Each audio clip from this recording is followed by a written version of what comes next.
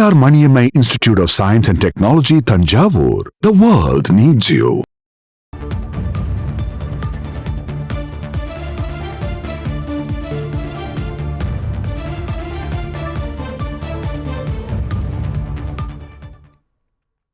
சிறுவன் கடத்தல் வழக்கில் ஏடிஜிபி ஜெயராம் சஸ்பெண்ட் செய்யப்பட்ட விவகாரத்தில் உச்சநீதிமன்றம் தலையிட மறுப்பு தெரிவித்திருக்கிறது. கூடுதல் விவரங்களை செய்தியாளர் சதீஷ் முருகன் கேட்கலாம். சதீஷ் முருகன் வணக்கம். இந்த வழக்கின் முழு பின்னணி என்ன சதீஷ் முருகன்?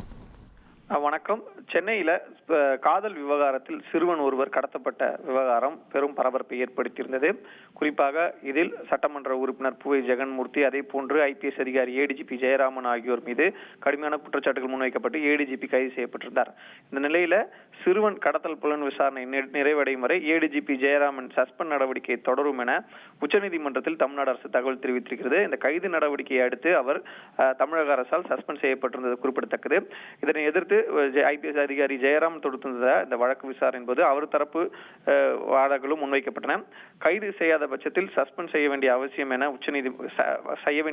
என்ன என உச்சநீதிமன்றம் கேள்வி எழுப்பியிருக்கிறது. அதே போல சஸ்பெண்ட் உத்தரவை நீதிபதிகள் படித்து வரும் சூழல்ல அந்த சஸ்பெண்ட் வழங்கப்பட்ட அந்த உத்தரவை முழுவதுமாக நீதிபதிகள் படித்தனர்.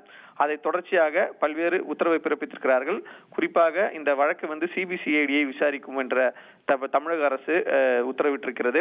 சிறுவன் கடத்தல் வழக்கை சிபிசிஐடி விசாரிக்கும். சிறுவன் கடத்தல் வழக்கு தொடர்பான விவகாரத்தை வேறு நீதிபதியை கொண்டு விசாரிக்கும் வகையில் சென்னை உயர்நீதிமன்ற தலைமை நீதிபதிக்கு உச்சநீதிமன்றம் உத்தரவு பிறப்பித்திருக்கிறது. அதாவது இந்த சிறுவன் கடத்தல் வழக்கு தொடர்பான அந்த வழக்கை நீதிபதி வேறு ஒரு நீதிபதி, தற்போது கடந்த காலங்களை விசாரித்த நீதிபதி அல்லாமல் வேறு ஒரு நீதிபதி விசாரிக்க உயர்நீதிமன்ற தலைமை நீதிபதிக்கு உச்சநீதிமன்றம் இந்த விவகாரத்தில் உத்தரவிட்டிருப்பது குறிப்பிடத்தக்கது.